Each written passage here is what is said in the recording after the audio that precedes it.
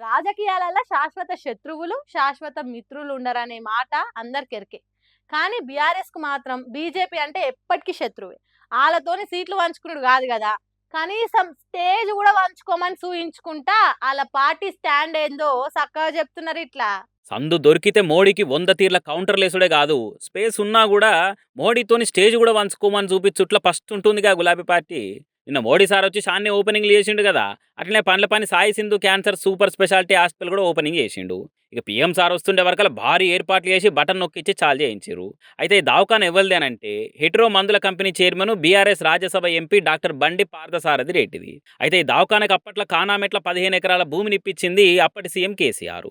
దగ్గర దగ్గర దాదాపు 300 కోట్ల ఇలుగున్న భూమిని ఏడాదికి 147 లక్షల రెంటుతోని 33 ఏళ్లకు ఇచ్చింది అప్పటి బీఆర్ఎస్ సర్కారు. అట ఇంకా జీవో ఇచ్చి పర్మిషన్ ఇచ్చింది రేవంత్ రెడ్డి. అంత మంచినే ఉంది కానీ మరి దవాఖాన పురాగా కట్టుడైపోయి ఓపెనింగ్కు మోడీ సార్ వస్తే సీఎం హోదాలో రేవంత్ రెడ్డి రాలే. మరి పిలిచిర్రో లేదో తెలియదు కానీ ఆయన అయితే రాలేదు, హాజరు కాలేదు. మరి ఇంకో దిక్కు దవాఖానకు పర్మిషన్ ఇచ్చి భూములు ఇప్పించిన బీఆర్ఎస్కి ఏ లీడర్లు కానీ కేసీఆర్ కానీ కేటీఆర్ కానీ ఎవ్వరు రాలే.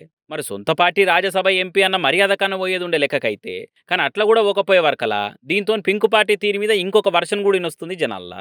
అంటే బీజేపీతోని వేదిక పంచుకునేందుకు కూడా మేము తయారుగా లేము, కమలం పార్టీ ఖచ్చితంగా మాకు సిద్ధాంత విభేదాలున్న పార్టీని అని మళ్ళోసారి కుల్లంకుల్లా చెప్పే ప్రయత్నమేనా ఇది అని కూడా రాసుకొస్తారు చాలా మంది. పవర్లున్న ప్రతిపక్షాలున్న బీఆర్ఎస్కు బీజేపీ ఎప్పుడు పడని పక్షమే అని చూపిస్తున్నట్టున్నారు.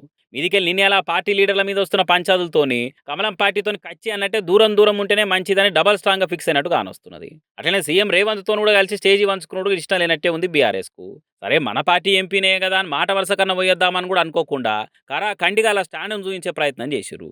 మీదికెళ్ళి నిన్న మోడీ సార్ పట్నం వచ్చి రేవంత్ నాతోని కలువు నేను ఎడుకో తీసుకపోతా అని మంది ముంగట్నే మాట్లాడేవరకలా చూసిరా.